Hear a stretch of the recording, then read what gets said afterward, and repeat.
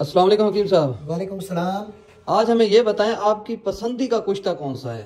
मेरा पसंदीदा कुश्ता सबसे बेहतर जो कि नॉर्मल है, जवाहिर मोहरा है। जवाहिर कुश्ता मोहरा। है जवाहिर मोहरा। ये खड़ा है, इसको 2 आगें दी हैं, तीसरी आग में ये सफ़ेद हो जाएगा।